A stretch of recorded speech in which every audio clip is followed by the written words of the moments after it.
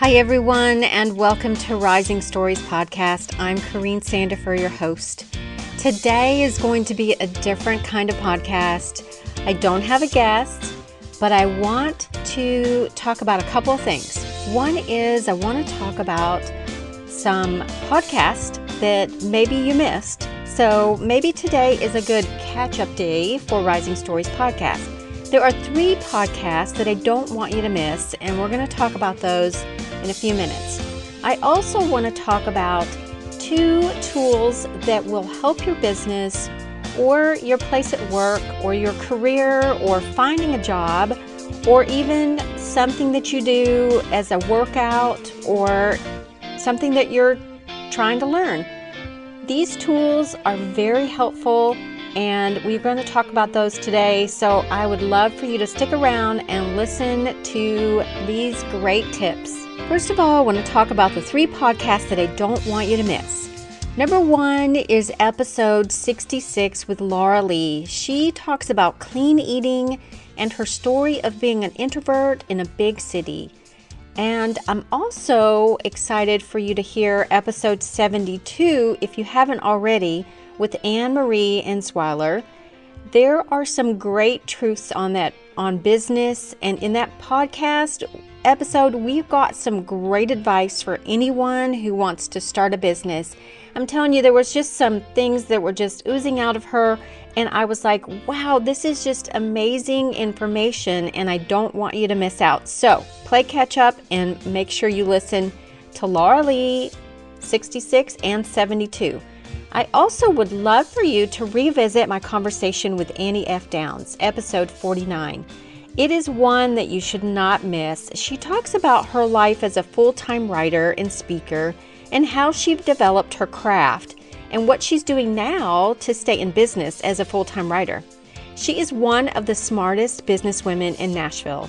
So you want to make sure and pick that one up and listen to that one first off, because she'll just encourage you, and I just love hearing her voice. All right, so one of the tools that I want to share with you today is visualization. I know that's kind of a strange word, and some of us have sort of stayed away from that. It's kind of like a hocus pocus thing, but it really isn't. It is it's used and utilized by so many people.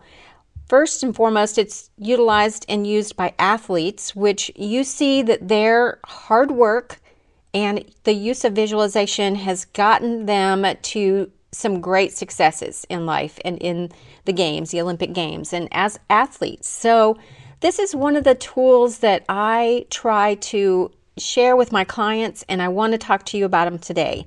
So number 1, I'm going to do 3 tips or 3 tools that you can use to help you with starting visualization. Number 1 is to believe in yourself. So you're always telling your body and brain something. Even though you don't realize it, there's always communication going on between your brain and your body. And by believing in yourself, you're developing that faith and that hope and that strengthening towards that victory.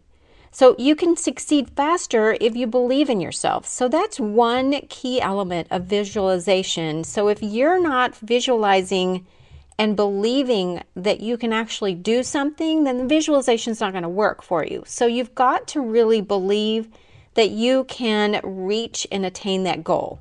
So that's number 1. Number 2 is relax and start with a smile, because you can only do this right. Because this is your visualization process, no one else's. So, many people think that they can't visualize something because they assume everyone else that has done this before is seeing things in like HD, like high definition or something, or some 3D images, and they're not. Most of us are just, we just have this vague set of images and thoughts, which that's it. That's visualization. So when we get off course, when you get off course, just kind of push those other thoughts aside. So any negativity or like, oh, I can't do this is silly, this is not working, push those aside in your brain and think about, back into your visualization and think about the journey and start with a smile, because when we worry, we activate the brain of fear and worry, and that's the opposite of what we want. So start with a smile and move towards your goal, move towards that visualizing. So when we retain that happy concentration on what we are imagining, we're actually helping our brain networks to reach that optimism and that hope that we're looking for. So you with me so far? I would love for this to be like a conversation, but it's not. But I want to share a little bit more. So the last thing is keep on keeping on. Practice and repetition are very important when you are using the tool of visualization. If you need to learn a skill in your line of work that is tough, practice, but then imagine yourself doing it as well. Does that make sense? So if it's something that is a skill that you're learning at work or a hobby, or you're trying to, do a workout of 3 miles, you see that trail, know the curves, feel the wind, listen for the leaves crunching underfoot, move up and around the hill to reach your destination. So do that for if you're wanting to visualize a good hike, that you're going to make it, or if it's something, a learning curve that you're doing, some kind of work, visualize after you know what is expected, then visualize you actually doing it and succeeding. Did you know that brain scans of people playing a musical instrument versus people imagining playing a musical instrument, it shows the same degree of changes in the same areas of the brain? So consistency is key here. Visualization practice gets the best results if you are consistent. So make sure you're consistent and you're practicing and you're doing it well. You're doing it to the best of your ability. And like I said, you can't do it wrong. It's your visualization. No one can take it away from you. No one's going to criticize it. They can't get in your brain. So you are seeing what you are seeing, and you are visualizing, closing your eyes and visualizing what it is you have to do. Take deep breaths. Whatever it is that you need to do, relax, find a quiet place to do it, or do it with a group of people. As long as you are being consistent, having an upbeat attitude about it, because we always learn when we're at our happiest, I believe. So keep that worry and that fear far, far away, push them out, and just concentrate on what your journey is. So that's my tool on visualization. And now we're going to move into organization. So I talk a lot about that when I meet with clients, and that's probably one of the top things that we discuss when we are in the throes of working towards a goal is organization. So number one is be prepared for the day.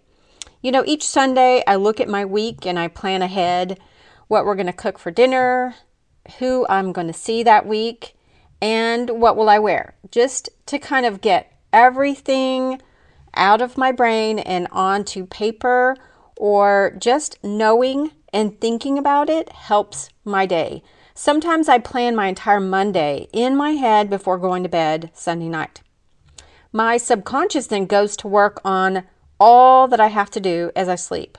I actually sleep more soundly when I have written it all down. It almost seems like it's done. It's kind of a visualization again as it's being done as I'm writing it down. It just helps.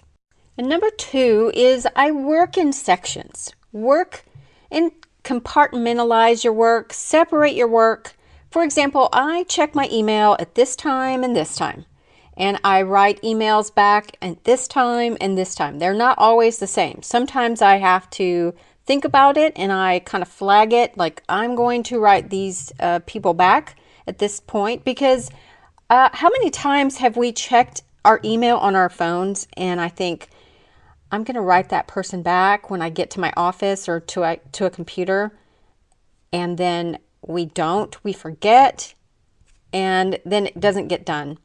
Or we think it's done because we've seen the email and we've thought about it in our heads of what we're going to respond, how we're going to respond, and what we're going to say. But then we don't actually do it. So set a time to do those things. Another example is like I will work on board member meetings on Friday afternoons. So whatever's not needing to be done and not time sensitive should be postponed to that day, to Friday afternoon. I can, think I'm going to do my meal planning on Sunday nights. I'm going to grocery shop on Monday. So work in sections and don't cross-pollinate, and don't try to do 5 different things at one time. Get into an organized routine where things are more compartmentalized. You'll have a better and clearer vision of what your week is going to look like, and things just tend to work like clockwork a little bit better when you are thinking ahead of when you're going to do certain things. Number 3 is listen to your internal time clock. Are you aware that you are most productive in the morning, or maybe you work best at night? If you are in the middle of writing a book or working on a huge project at work, increase your productivity by working when you are at your best, when you're alert and you're creative.